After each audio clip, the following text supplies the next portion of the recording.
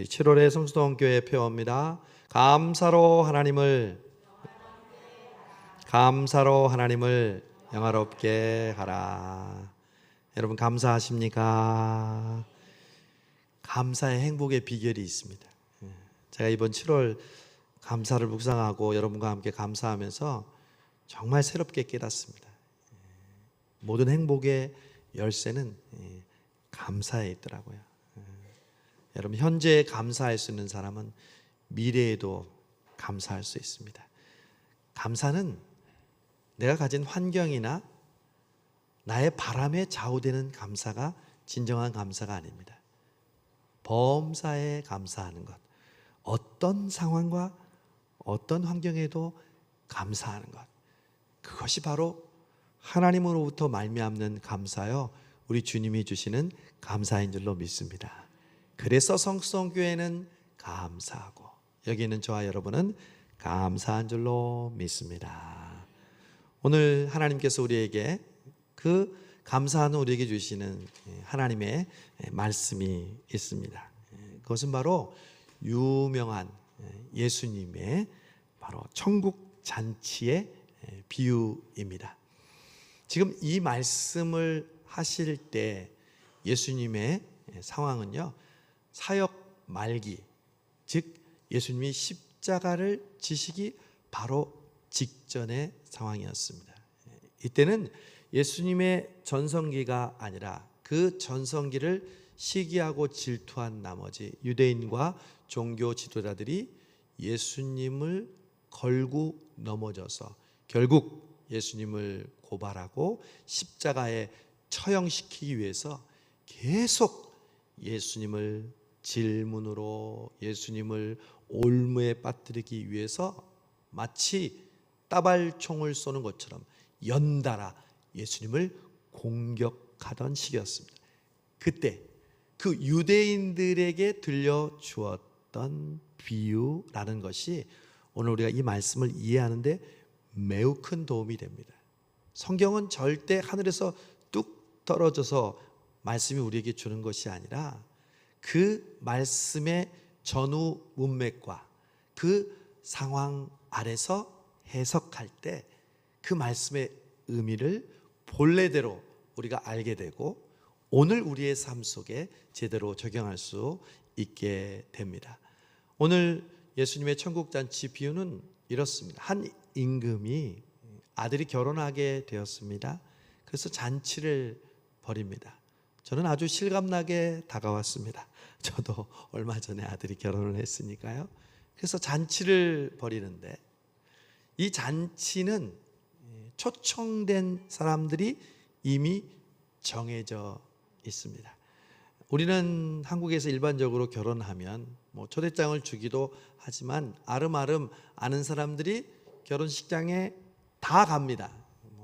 왔다고 해서 못 오게 하는 사람도 없고 또 못 왔는데 거기에 대해서 특별하게 좌우되지 않는데, 특별히 예수님 당시에 이 결혼식은요, 초청받은 사람만 갈 수가 있었습니다.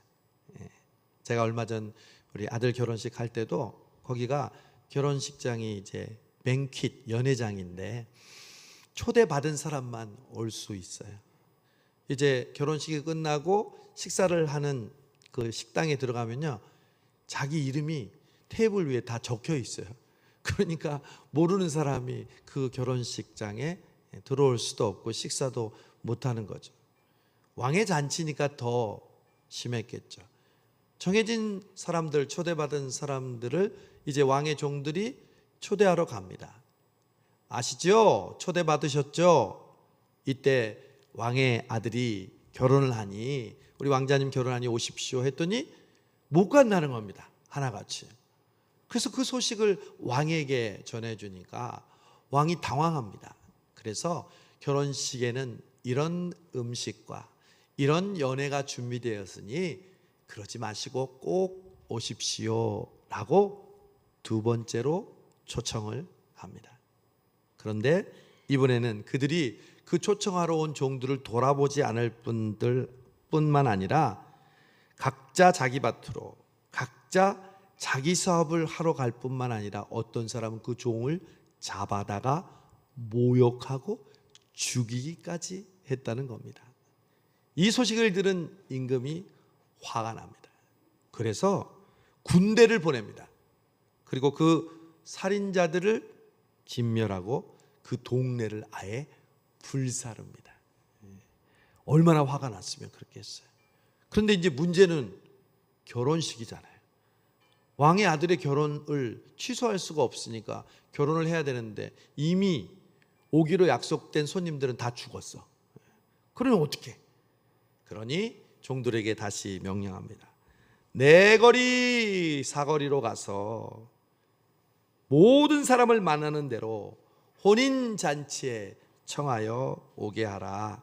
그래서 악한 자나 선한 자나 아무런 상관없이 이 혼인잔치에 참여하게 하라 라고 명령합니다.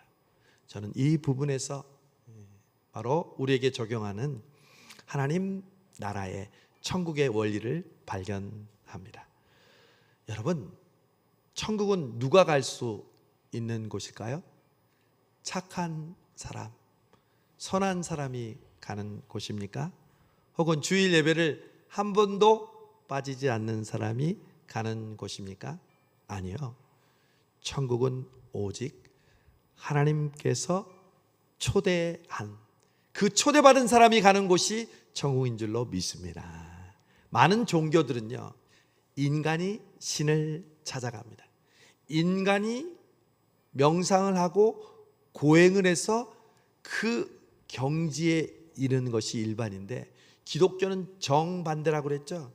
하나님이 우리를 초대하시고 하나님이 우리를 선택하시고 부르시는 종교가 바로 기독교입니다. 즉 오늘도 이 예배의 자리는 누가 왔을까요? 38도를 오르내리는, 우리 교회가 제일 시원해. 교회 오는 게 제일 시원한 것 같아요. 조금만 걸어도 땀이 주르르 나는 이 날씨에 여러분은 이 예배의 자리에 어떻게 오셨습니까? 그야 목사님, 제가 예배 가려고 결심하고 제가 예배 가는 것이 마땅하다고 생각하니까 이 예배의 자리에 나왔죠. 80점. 100점은요, 하나님이 우리를 초대하셨기 때문에 이 예배의 자리로 나왔습니다.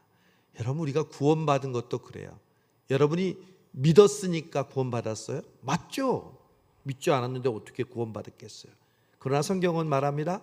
그 믿음이 우리 스스로 되는 것이 아니라 성령으로 말미암지 않고는 예수를 그리스도라 주라 고백할 수 없다는 거죠. 즉 하나님께서 우리에게 믿음을 주시고 그 믿음으로 우리를 초대하실 때에만 우리가 예수님을 주로 고백할 수 있다는 것이죠. 그래서 오늘 이 예배의 자리는 예수님이 부르신 분들이 나와서 예배하는 것이 바로 이 시간 예배의 자리인 줄로 믿습니다. 그래서 예수님이 하신 유명한 말씀, 수고하고 무거운 짐진 자들아 다 내게로 오라. 예수님이 제자들을 부르실 때도 제자들이 예수님을 따라서 저를 제발 제자로 삼아 주십시오 얘기한 것이 아니라 예수님이 일일이 제자들을 찾아다니시면서 나를 따라 오너라 부르셔서 우리가 예수님의 제자 그리고 천국의 백성이 된 것처럼 오늘 이 비유를 통해서 우리는 반드시 기억해야 합니다. 우리는 천국 잔치에 들어갈 수 없었던 그러한 존재였지만 하나님께서 우리를 그 자리로 부르셨기에, 초대하셨기에, 초청하셨기에 우리가 이 자리에 나왔구나. 어제 토요일 사랑의 찬양음 전도가 있었습니다. 목사님, 이 37도 38도 되는 날씨에 전도를 하셨습니까? 담당이 또 누구냐? 복골복인데 하필이면 이때 걸린 단체가 바로 청소년부와 사구역이었던 것이었습니다. 과연 몇 명이나 나올까? 한 2명 나올까? 때로는 정말 교육자들 2명하고 1명하고 한 적도 있는데 청소년들이 선생님들과 함께 7명이 나왔습니다. 그리고 우리 사구역 권사님들과 함께 저도 어제는 같이 전도했어요. 땀이 줄줄줄줄줄 흐르는데 제가 서울숲지구대 앞에서 본부에서 이제 물도 나눠주고 내일 있을 콘서트 티켓도 나눠주는데, 맞은편에 한 권사님이, 우리 교회 권사님이 이제 맡아서 하시는데, 제가 가만히 서 있으니까 그 모습이 보이잖아요. 얼마나 열심히 하시는지, 얼마나 받든지 거부하든지 최선을 다해서 우리 복음을 전하는지 제가 은혜가 되더라고요. 바로 저런 모습을 통해서 우리가 하나님께로 나오는 거구나, 저런 모습을 통해서 우리가 천국의 잔치에 초대받아 오는구나 알게 되었습니다. 사랑하는 성도 여러분, 순간순간마다 하나님은, 성령님은 저와 여러분을 초대하십니다. 기도해야지, 말씀 들어야지, 위로해야지, 기뻐해야지, 감사해야지. 여러분, 그 초대 소리가 들립니까? 잠언에 보면 광장에서도, 그리고 어디서든지 지혜가 외치는 소리를 듣느냐라고 묻습니다. 여러분, 하나님의 초대, 성령님의 감동에 여러분 귀 기울이시기를 바랍니다. 그리고 그 초대에 응답하시는 여러분 되시기를 바랍니다. 사실 오늘 이 말씀 가운데에서는요, 성경의 난해 구절에 해당하는 이야기가 등장합니다. 왜요? 왕이 화가 나서 내거리에 있는 모든 사람들을 아무나 불러서 잔치에 초대했어요. 그래서 가득 사람이 차게 됐어요. 그렇게 해서 이야기가 끝났다면 아하, 그랬구나 랄 텐데, 오늘 우리가 읽은 본문에 다른 스토리가 등장합니다. 10절에 보니까 혼인잔치에 손님들이 가득한지라, 11절 임금이 손님들을 보러 갑니다. 근데 거기서 아주 특별한 한 사람을 발견합니다. 어떤 사람이냐? 눈에 확 띄어요. 다른 사람들과 완전히 다른 한 사람이에요. 그것은 바로 예복을 입지 않은 한 사람을 발견합니다. 아니, 한 사람이 예복을 입지 않았어요? 근데 주인이 가서 묻습니다. 너 왜 예복을 입지 않았니? 그런데 이 사람이 유구무원, 아무 대답도 못합니다. 주인이 화가 납니다. 종들을 불러서 수족을 묶고 밖으로 내어 쫓으라. 슬피 울며 이를 갈미 있으리라. 여기서 의문을 갖습니다. 아니, 목사님, 내 거리에서 아무 생각 없이 가는 사람을 불러와서 잔치집에 데려와 놓고, 아니, 결혼식에 가려고 가던 사람도 아니고 일반 그냥 길을 가다가 평소에 입던 옷을 입고 갔던 사람이 결혼식에 참석했더니 너 왜 예복 안 입고 왔냐고 해서 쫓아낸다면, 이런 차별적이고 이런 황당한 일이 어디 있습니까? 이것은 주인이 잘못된 겁니다. 성격이 잘못된 것입니다. 여러분, 정말 그런 이야기일까요? 성경이 그런 이야기를 일부러 썼겠습니까? 그래서 우리는 성경을 해석할 때 그 전후의 문맥을 통해서, 그리고 저자가 왜 이런 말씀을 썼는지를 해석을 통해서 들어야 합니다. 그게 바로 교회에서 말씀을 들어야 하는 이유이기도 합니다.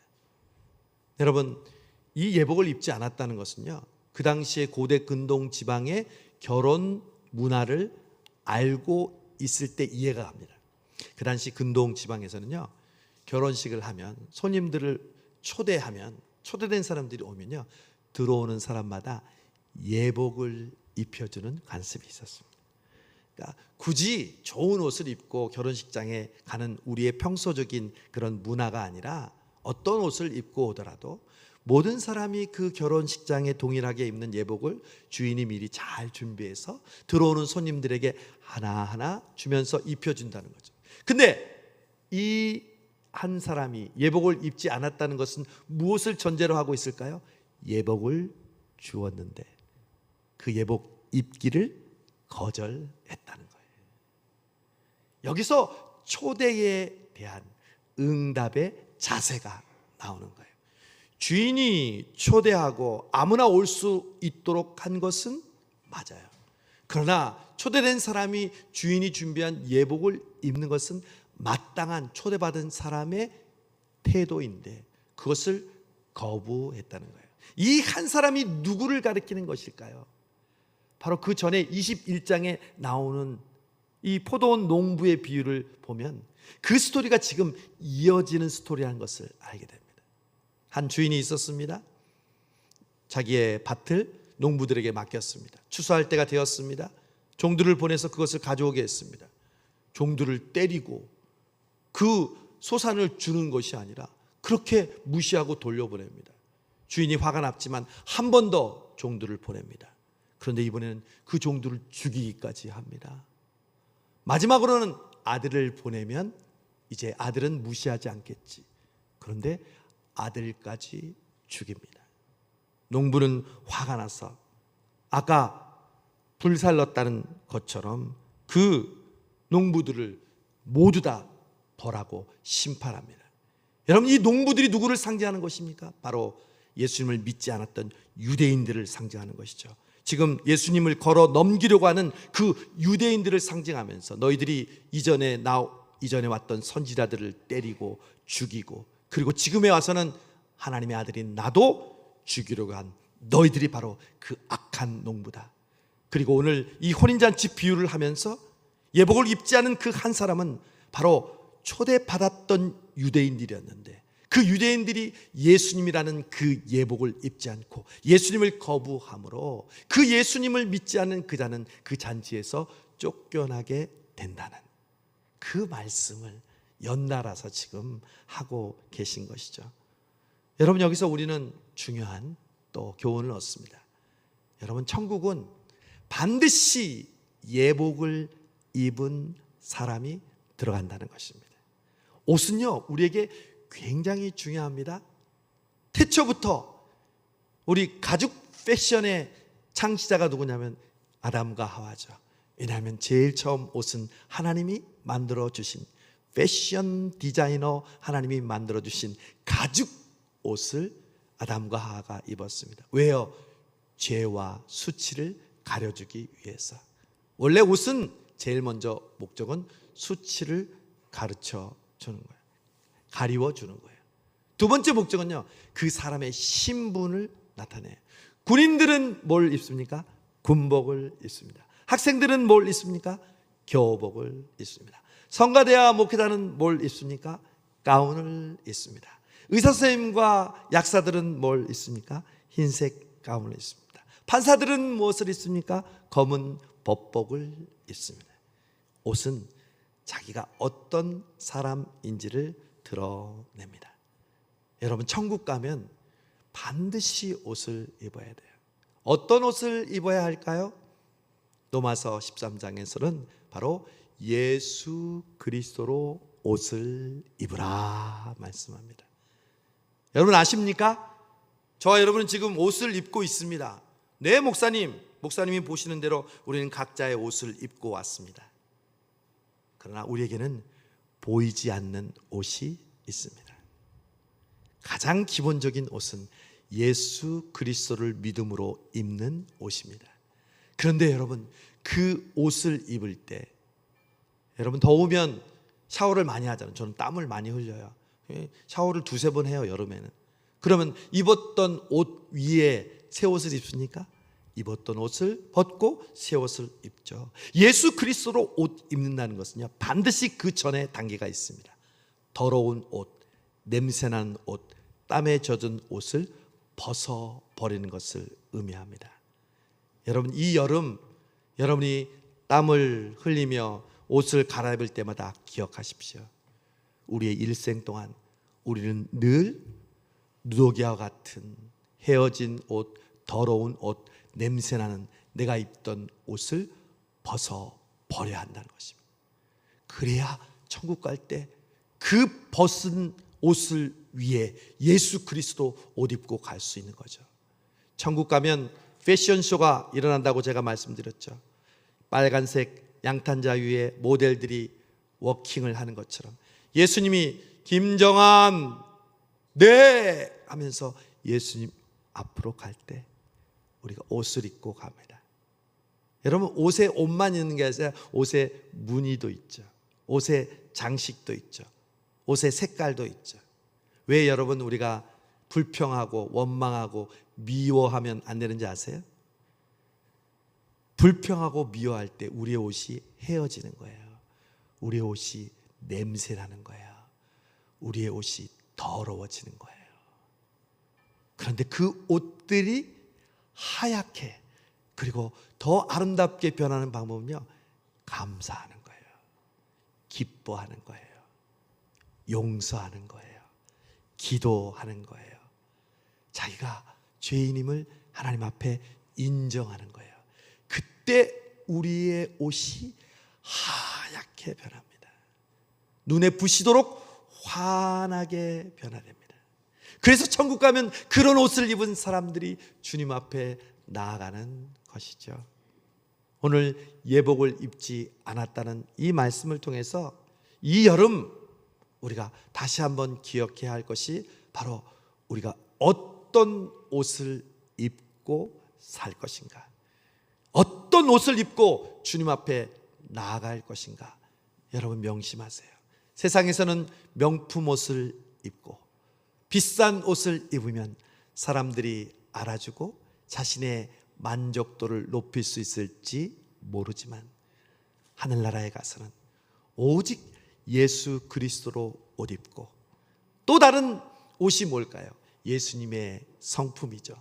성령의 열매죠. 사랑과 희락과 화평과 오래 참음과 자비와 양성과 충성과 온유와 절제, 이런 것들을 행할 때 우리의 옷이 달라지는 거죠. 저는 성수동 교회에 다른 옷보다 바로 천국에서 입는 그 옷을 입은 성도들이 함께 예배하며 천국 잔치에서 하나님께 영광 돌리는 우리 교회와 성도들이 되기를 간절히 바랍니다. 오늘 이 말씀은 그러므로 크게 두 가지 교훈이에요. 첫 번째, 하나님의 초청에 응답하라. 응답하라. 1997 이런 드라마가 있는 것처럼 여러분, 하나님은 우리에게 늘 초대하신다니까요. 지금도 우리를 초대하세요. 다른 말로 하면 성령님은 지금도 우리를 감동하세요. 기도해라. 기뻐해라. 아니야, 회개해야지. 성령님이 여러분 안에 살아계신다면 그 성령님은 계속 여러분을 초대하고 초대할 거예요. 제가 내일 있을 콘서트를 위해서 성원중학교 교장선생님한테 공문을 썼어요. 우리 주차장을 평일이지만 월요일날 좀 쓰게 해주세요. 그리고 이제 행정실장에 전화를 했죠. 이렇게 주차장을 빌리려고 합니다. 쓸 수 있게 해주세요. 그러니까 교장선생님이 방학이라 안 나오셨어요. 그래요. 먼저 공문을 보내세요. 공문을 썼습니다. 그리고 또 전화했습니다. 공문 받으셨습니까? 못 받았는데요. 분명히 빠른 우편으로 보냈는데. 근데 그게 교무실로 갔나 봐요. 행정실에는 안 오고. 그래서 확인해 주세요. 그 다음 날 또 전화했더니 왔습니다. 그런데 교장선생님이 금요일 날 오신답니다. 월요일이 콘서트인데 금요일 날 오신대. 근데 어떻게 교장선생님 허락 안 해주면 행정실장이 하는 게 아니까. 알겠습니다. 금요일 날 떨리는 마음으로 아침에 전화를 했습니다. 교장선생님 뭐라고 하셨습니까? 교장선생님이 월요일 날 나오신다고 하네요. 월요일 날요? 근데 그분도 미안한지 혹시 교장선생님 전화번호를 아니? 이번에 교장선생님이 새로 오셨거든.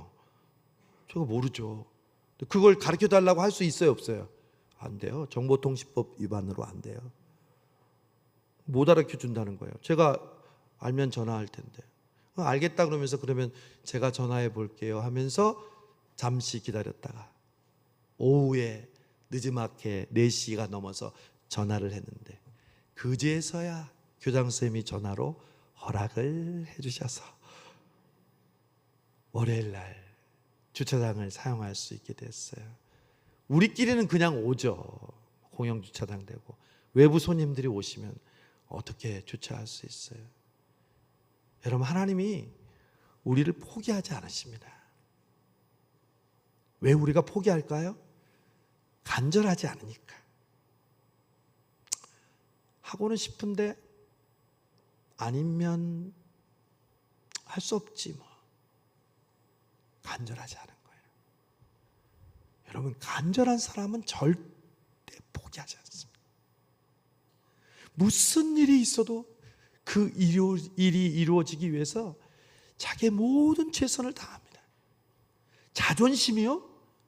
야, 주인이 먹는 음식을 무슨 개에게 던져주냐?